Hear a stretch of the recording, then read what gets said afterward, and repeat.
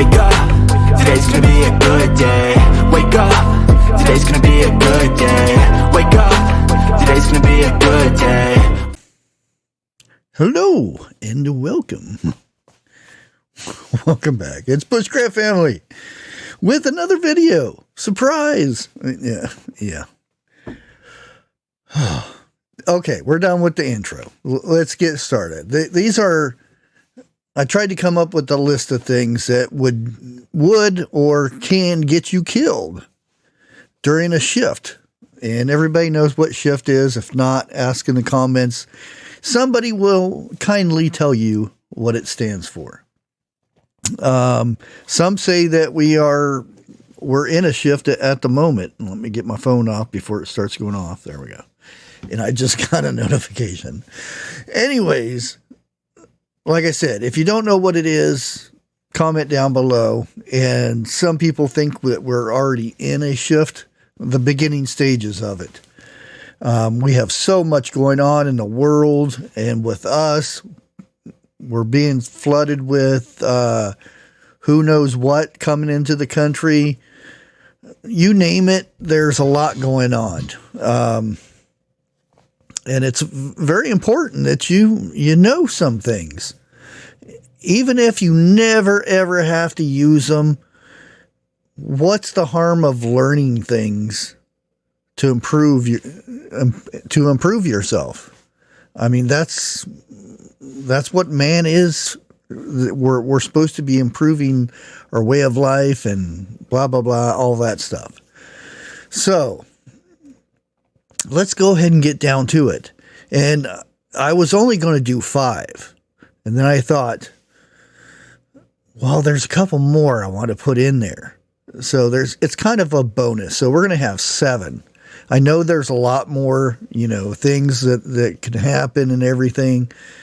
But this is basic after it's already, we're in the middle of it and everybody knows we're in the shift. Taking a chance of all water that you come by is clean water. It's all filtered water, drink it and you're fine. Could be, but more than likely it's not. You should always know, even if it's coming down a mountain stream, you should know where this water is coming from.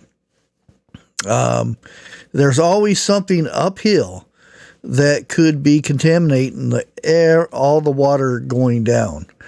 There's a picture that I don't know where I seen it or anything. And there's this guy down there drinking the water, and uphill there's a farm where cows are pooping and that kind of stuff. Further up the stream, there's a guy out there just whizzing away, adding more water to the water, if you know what I mean. And further up, there's 3 or 4 dead deer just sitting there in the water. And this guy down below is slurping up that water, all that stuff that's up there. He's been drinking. Do you think he's going to get sick? Could be. But always know where that water's coming from.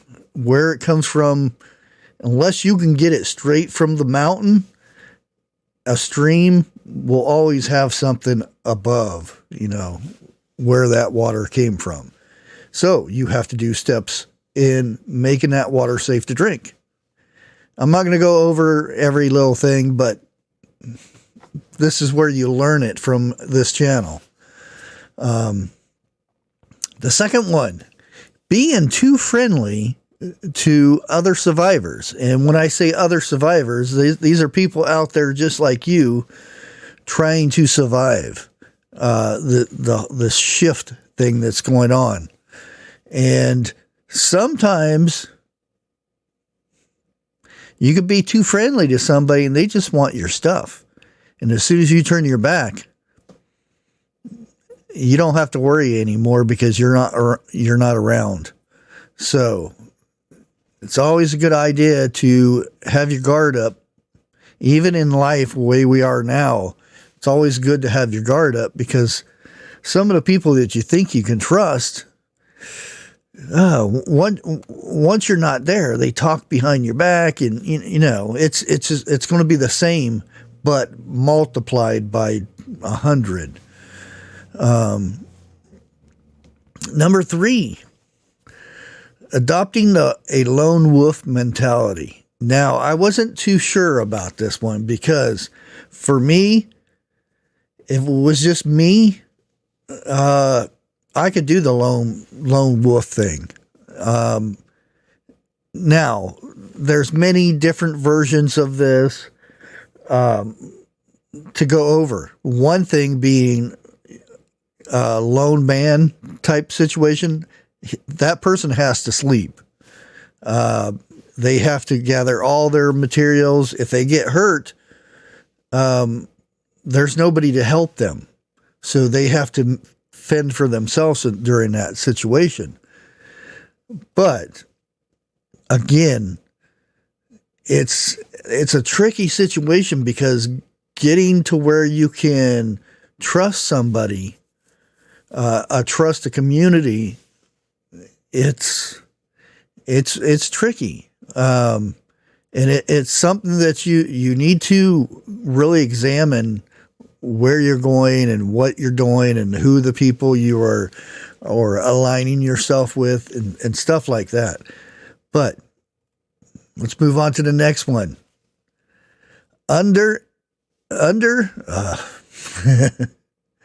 Underestimating what keeps a community together. This is when you find a community that you think you're doing good. Now, you think, oh, I'm going in this community, it's all set and done, and we're good. No, there has to be. Everybody has to have a job, and everybody has to have a skill to do this job.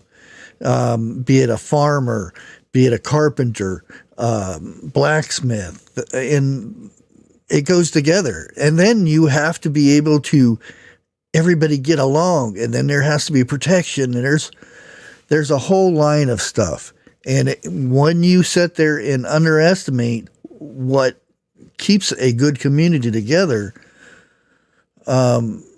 you're headed for some hardship there. And that's the thing. There's a thin line that you have to follow during these types of situations. The next one that we have is ignoring small injuries. And this would be probably one of my things that I would probably end up doing, is having an injury and just, put duct tape on it and keep on going.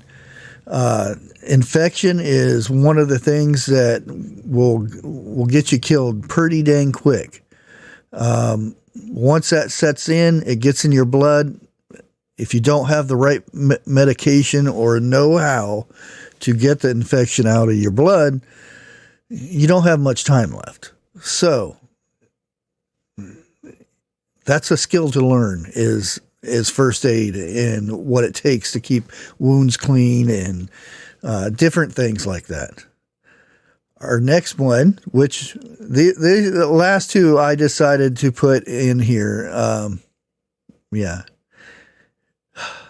Believing the government will come to save you.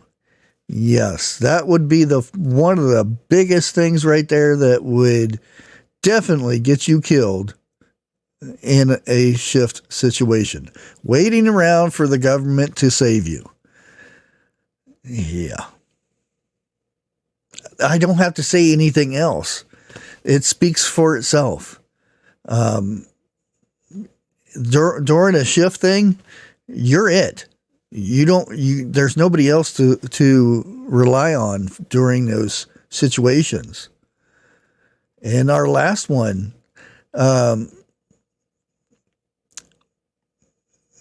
believing that bugging out will get you out of danger. Just because you bug out from one location to the other doesn't mean the danger is gone. You could be coming from one dangerous situation to a much more dangerous situation, and you don't know what's going around you because you've never been in that area or that location or anything like that. That's why it's always good if you have a bug out bag and all this stuff. What's the point of having it if you don't know where you're going with it? You always have to have multiple bug out locations, and you always want to be able to have an advantage point of looking around that bug out location to make sure it's safe and there's no other dangers around. So just because, you watch some videos on YouTube and, I've got all the fancy gear to carry to bug out, and as soon as something happens, I'm out of here. You're probably not going to last very long, and you'll probably be one of those ones that are the ones that are no more in the first 30 days. So something to think about. And hopefully this gives you guys some conversation and stuff that you can put in the comments below and talk it over amongst yourselves and whatnot. And if you have any questions, let me know in the comments and I'll do my best. Until next time, like always, God bless.